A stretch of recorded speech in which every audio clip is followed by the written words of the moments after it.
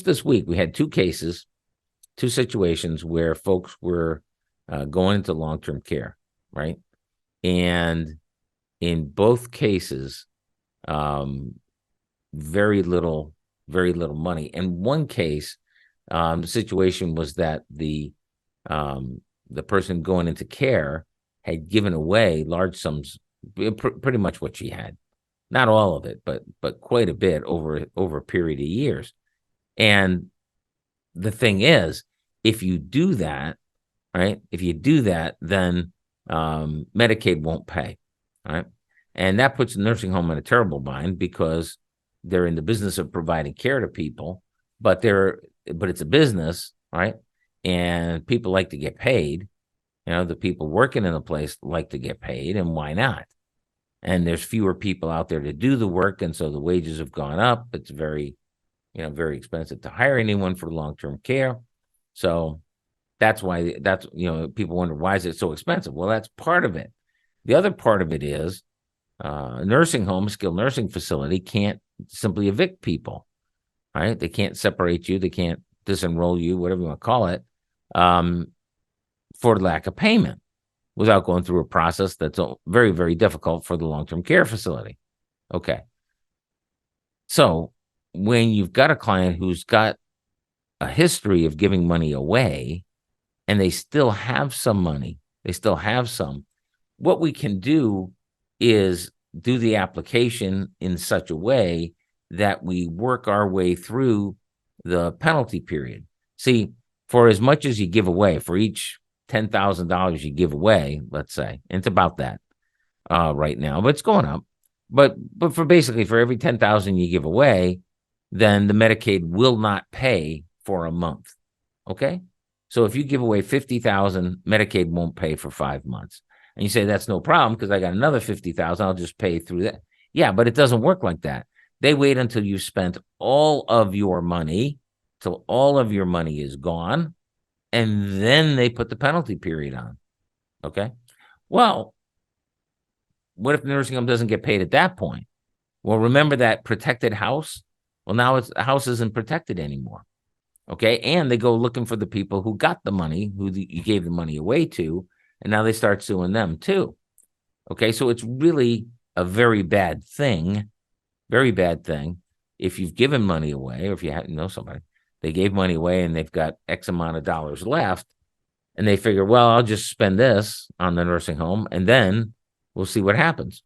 That's a really bad idea, because we can take that money and there's a way to trigger the penalty period to run immediately, so that by the time you've used up that last amount of money that you've actually gotten forgiveness on quite a bit of the penalty period on the money that you gave away.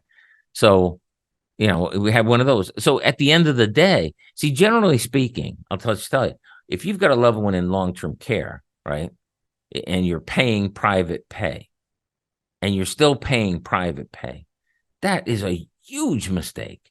Huge.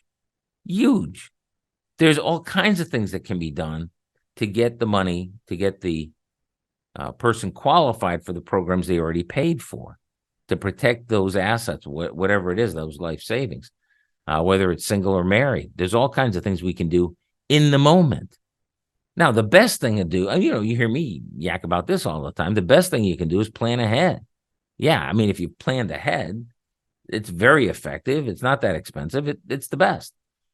Waiting till the last minute doesn't work as well, and it's expensive because what you have to do is, it gets kind of nutty.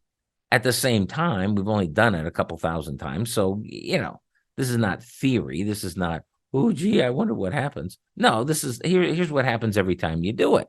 It works. It does work because you're entitled to it, because they made the rules and we play by their rules. Fine. Okay. But sometimes at the end, and usually at the end of the day, there's some money left over to buy the extras for the person in long-term care. But this week, we've had a couple situations where there's either nothing left over or very little, but by doing the planning, right, then we were able to avoid a penalty period we were able to avoid future lawsuits against the people. We were able to save the house, prevent future lawsuits, all that kind of thing. So even if we've got someone who doesn't have very much, if you don't want to lose what you do have, or you just want to prevent, them from, you don't want them to go after the people you gave the money to, which is very common, them going after those folks.